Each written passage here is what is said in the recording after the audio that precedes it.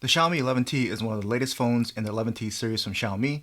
It sports the latest MediaTek Dimensity 1200 Ultra chipset, 120 high refresh rate flat AMOLED display, a rear triple camera array, and 67-watt fast charging with the included charger. Starting at a price of about €499, is this the phone to beat at its price point this year? Let's check it out. How's it going here? Welcome back to the channel. This is my first look and walkthrough of the Xiaomi 11T, which I've been using for about a week now. Before going any further, a big thanks to Xiaomi for sending this over for me to check out and review. Alright, so let's kick this off by checking out the actual phone itself with the hardware. So this is obviously the meteorite gray version with glossy brushed metal glass back, although if I'm being honest, it feels a little bit plasticky, kind of sounds that way too. But I think this is supposedly glass. It also comes in a moonlight white and celestial blue if you want other color options. And let me go ahead and try to zoom here on the bottom, so you can kind of see that. So you can see one of the speaker grills here, so it does have stereo speakers. Another one is up top. You see the Type-C port on the bottom, along with the SIM card tray as well. There is no micro SD card support, so no expandable memory. And there, of course, you can see there is no 3.5mm headphone jack. And so let's go ahead and check out the right here. So on the right, you can see the power button right there, along with the volume rockers. On the left side, there's pretty much nothing. And on the top, you can see the other stereo speaker, and you can see the microphone as well. And so one thing to note is that these speakers are not tuned by Harman Kardon like they are on the regular Mi 11 series, but they still sound pretty good. We'll get to that a little bit later. And as far as the rest of the specs on this thing, there is NFC included, so if you want contactless payments, this does support that. It is supposedly IP53 rated for water and dust resistance, and there is no wireless charging. And of course, the main feature that Xiaomi was trying to point out here on this phone is this triple camera array on the back, as you can see right here. So we'll zoom in a little bit on that so you can kind of get that a little bit closer. And so the hardware that we're working with here on this camera array here, you can see 108 megapixel AI camera. They're really trying to highlight that. So obviously it has a 108 megapixel main sensor at f/1.8. It's a 26mm wide angle lens. There is no optical image stabilization, but it does support electronic image stabilization for video. It's pixel bin down, of course, from that 108 megapixels to 16 megapixels, meaning it combines 9 pixels into a single large pixel. It also has an 8 megapixel ultra wide angle lens and a 5 megapixel telephoto or telemacro lens, not telephoto, and a 16 megapixel selfie camera on the front. You can see it right here with that hole punch right there. And this does support all the way up to 4K 30 frames per second video on the rear and 1080p 30 frames per second video on the front. And so let's actually go ahead and take a look at the camera app itself here on the phone. So we'll fire this up, and you'll notice it's pretty much a standard Xiaomi camera app. You have photo, video, and you have Pro mode here for both photos and video. If you tap that, you get into Pro video mode. So you have full controls over all your different settings, white balance, ISO, shutter speed, all of that through Pro mode. And you can see here it also supports your standard portrait modes for that blurred out background and a night mode for improved low light performance. And if we swipe up, you can see a ton of the different camera features here. So if you want to use the full 108 megapixel sensor to take full 108 megapixel photos, you don't want them pixel bin down to 16 megapixels. You can just tap that and use that 108 megapixel mode. You can see all the other standard Xiaomi kind of camera features like short video, got panorama, you can scan documents. They have their vlog mode, slow motion, time lapse, long exposure, dual video. So if you want to be able to do dual video, you can do that. So you can fire up dual video on either side, so you can have your front camera and rear camera going at the same time. You can actually switch this out to be a large video and a smaller one up top. You can actually switch out which ones you want. So if you rather have the rear being featured and your front camera being featured in a smaller box, you can also do that. And then you can kind of configure this dual video any kind of way you want. So dual video is an option here, which is pretty cool. And then you also have its standard clone mode, which they have on other Xiaomi devices, where you can actually clone yourself in a video if you want to do that. And what they're really playing up here is their Cinemagic, which they kind of have this on other phones, I'm pretty sure, but this is what they're really playing up in their announcement. All these different camera modes here for magic zoom. So this is when you can kind of keep the subject still and then zoom in on the background to give it that kind of movie-like effect. You also have slow shutter for the light trails. You have things like time freeze, where it'll actually freeze up the whatever motion's going on temporarily and then resume it. You also have this parallel world feature, which I'm pretty sure they also had on other devices to kind of give you that kind of Inception kind of look there. So you have a whole bunch of movie effects here that you can play around with and have some creative fun with it. So those are all those movie effects there. And like I said, a whole bunch of different camera modes here. You also have HDR, so auto HDR if you want. You have AI mode that you can toggle on or off. You have different kind of filter effects as well. Lots of different things that you can do here. And you have access to different quick settings here as well. So other things that you have are, you can go into movie frame. So if you want to go into more of a 21:9 kind of a look on your photos or videos, you can do that. Change the aspect ratio there. Super macro is available as well. But if you go into video, you'll see some other options as well here. So for video, you have AI camera, but they're also playing up this audio zoom. So if you enable that, as you zoom in on the video, it'll focus the audio as you're zooming in. So if you're zooming in on an object that's playing some music or something like that, you'll hear the audio get louder as you zoom. And similarly, it'll dampen the audio and get it softer as you zoom back out. So that's what audio zoom is. It's on a bunch of other devices, but you can toggle it on or off really quickly there if you want for your video. You also do have quick access to your video resolution modes there. So as you can see, all the way up to 4K 30 frames per second on the rear if you want. And then also if you go into your further settings here, you can see standard camera settings if you're interested what it can do. You have image stabilization that you can toggle on or off. That's the EIS. On there, it's not optical image stabilization from my understanding. And all your other basic camera modes are available in those camera settings. So I've been playing around with this for about a week, like I've been saying, and I've been taking a bunch of photos and videos, and my impressions are, for the main camera, photos look quite good and they retain nice detail and sharpness. They look pretty true to life and with some fairly natural looking colors like Xiaomi image processing. If you're used to Xiaomi camera phones, they do tend to be more on the more natural true to life colors, not so much blown out and saturated like some other phones. Portrait mode is also quite nice. It has pretty good edge detection, like pretty much like other Xiaomi phones. They all have pretty much good portrait mode. The 11T continues that here. In low light, it does lack OIS like I was saying, and it kind of shows it's a little bit darker than I was expecting.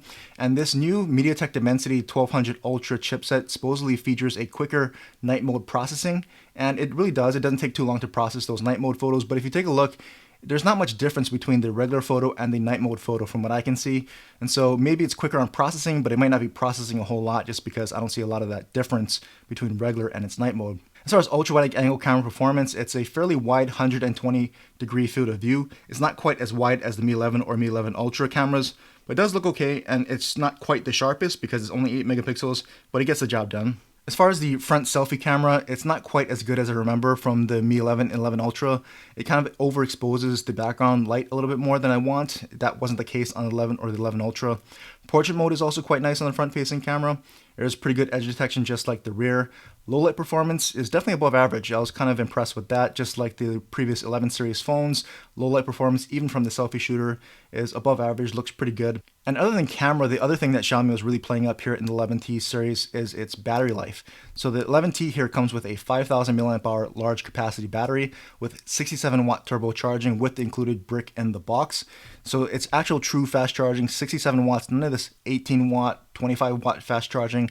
This is true fast charging, and Xiaomi is claiming 36 minutes for a full charge, and when I actually tried this out, it did really actually charge in about 39 minutes. So from 1 to 100 for me, it charged up in about 39 minutes. So Xiaomi's claims about fast charging is pretty much on par with what they're saying, and you can see there that's the animation that comes on when you plug it in, Mi Turbo Charging. And so as far as actual battery life with real usage, for me, it's actually been pretty good. If we go into battery here, the first cycle on this lasted for me was about 2.5 days off the charger with heavy camera use and doing all the basic social media YouTube stuff. So 2.5 days off the charger, really good. I can't get the screen on time for people interested in that because they'll only show all this usage in the last 24-hour period. So I couldn't actually get the actual stats because this lasted me more than 2 days, so obviously more than 24 hours. And so all I can say is that it's going to last you a long time off the charger. For me, that first cycle, again, over 2.5 days, doing a lot of stuff. So screen on time, you're going to get a lot. I dare to say 8 to 10 hours plus, depending on your usage, of course, but the fact that it lasted over 2 days off the charger was very impressive, and it's continued to do that. So this is definitely a 2-day battery for most people. Obviously, it's going to depend on how you use it. Are you mobile a lot more? For me, I'm mostly on Wi-Fi because I work from home, but even with mixed Wi-Fi and mobile usage, I'm getting at least 2 days. So really good battery life here as advertised, at least in my usage on the Mi 11T. And the other thing to point out, again, like I was saying, no wireless charging. So if wireless charging is important to you, that is not supported on the standard 11T. And next, moving on to connectivity. So since I'm in the US, and this probably isn't necessarily meant to be used in the US, although I think this is the global version, you can see here on the box it says easy access to all your Google apps. That's usually printed only on the global versions. All the Google services are pre-installed. But anyway, as far as connectivity, it does support Wi-Fi 6, so I'm getting really fast Wi-Fi speeds as I would normally expect. I've been testing this on the T-Mobile network via US Mobile. So US Mobile runs on a couple different networks, one of which is T-Mobile, which is what I'm using this with.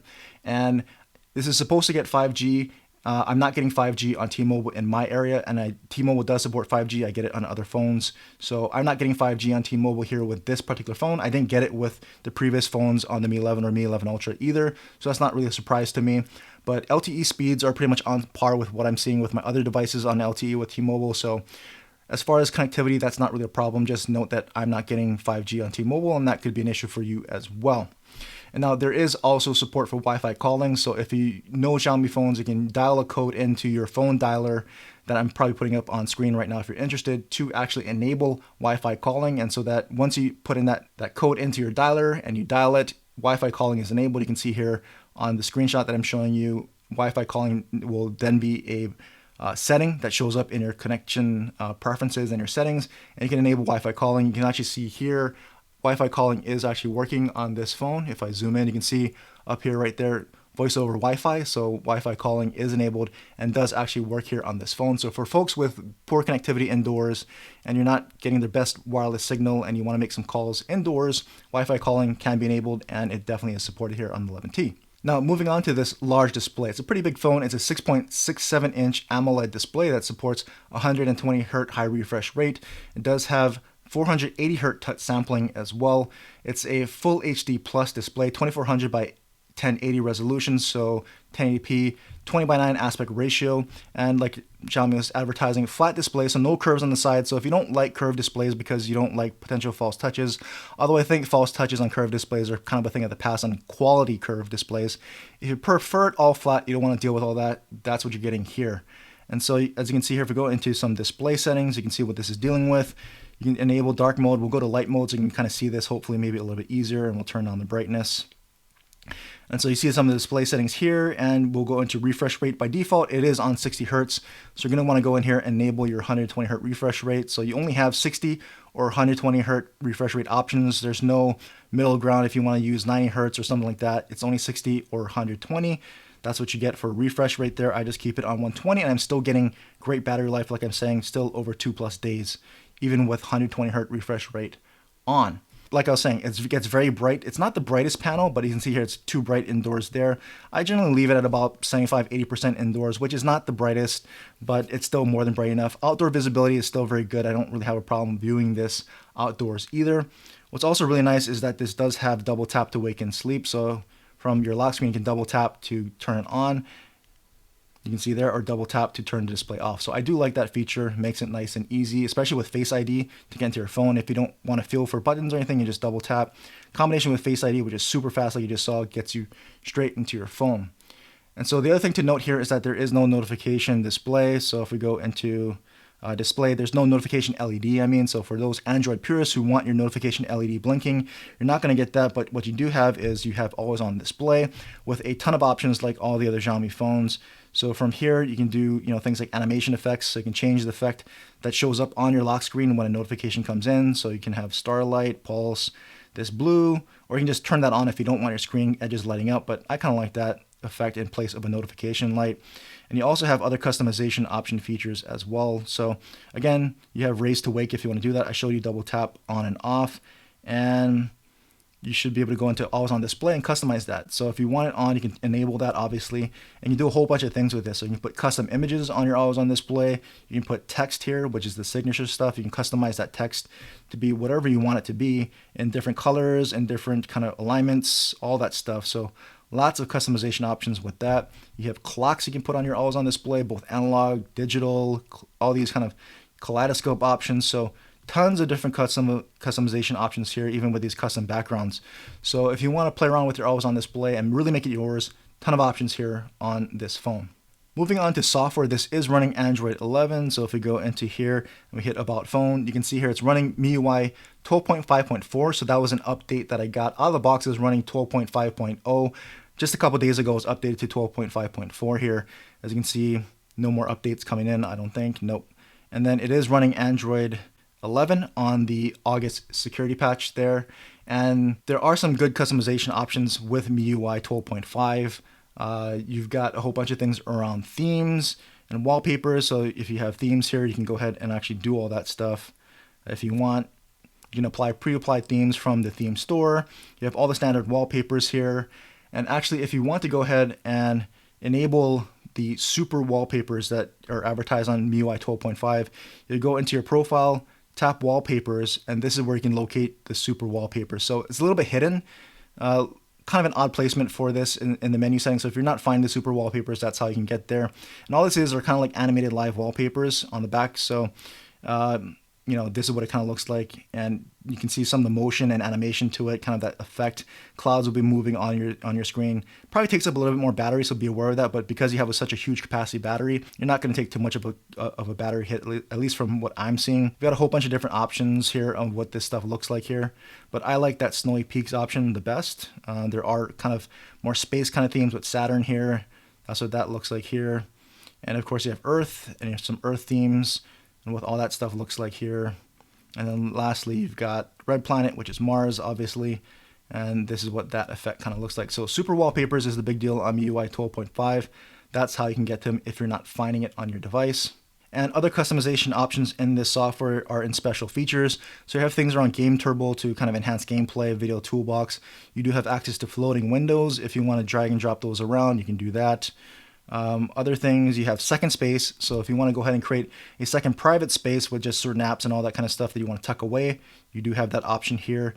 So a lot of special features and customization options in MIUI 12.5. Next, moving on to performance of this, like I was saying, this does have the MediaTek Dimensity 1200 Ultra. So this is actually my first MediaTek Dimensity chipset. I've heard a lot of good things about them.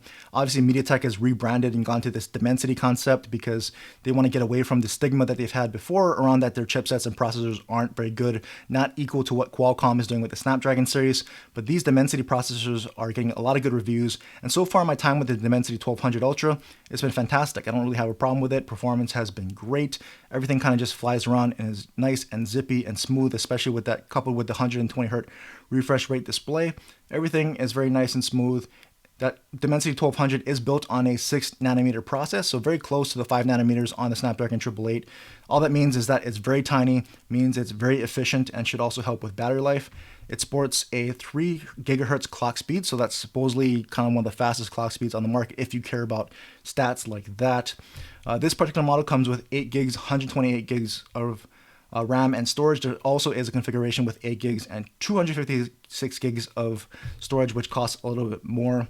But like I was saying, everything is very fast, snappy, smooth, very quick moving around things and doing basic tasks. And of course, gaming has been not an issue for me. I don't play a lot of intense games, but I will give you a gaming sample like I always do, just so you can kind of see what it looks like in action. I'm not seeing kind of lag or stutters. This Dimensity chipset is keeping up with whatever games I play, which, like I said, is not super intensive like maybe some of the games you play. But from what I hear from other folks, it's not been a problem, and it's definitely not a problem for me, as you can kind of see from some of these samples that I'm trying to show you here. Next, moving on to audio. So like I said, there is no headphone jack anywhere on this phone, so you're going to have to use Bluetooth. It does use Bluetooth 5.2, and if we go into sounds and vibration and sound effects here, you can see it does support Dolby Atmos, so you can enable that and use custom presets if you want for sound, or you can go into the actual graphic equalizer where they actually have custom or set presets, or you can go into custom and actually just use the actual graphic equalizer yourself to kind of fine-tune things however you want to hear them, more bass, more treble, all that kind of stuff, more mids. You can set your graphic equalizer to suit the taste of your music exactly how you want it. So that's very nice as far as audio goes. And like I was saying before, it does support dual speakers, so one on the bottom, one up top. Again, not tuned by Harman Kardon, but they still do get quite loud, sound very good. But that Harman Kardon tuning actually makes a difference. It's like these don't sound quite as rich, quite as bassy, not quite as high fidelity as the speakers on the other Xiaomi devices tuned by Harman Kardon. But the speakers do get loud, sound pretty good. You can hear some in the sample here.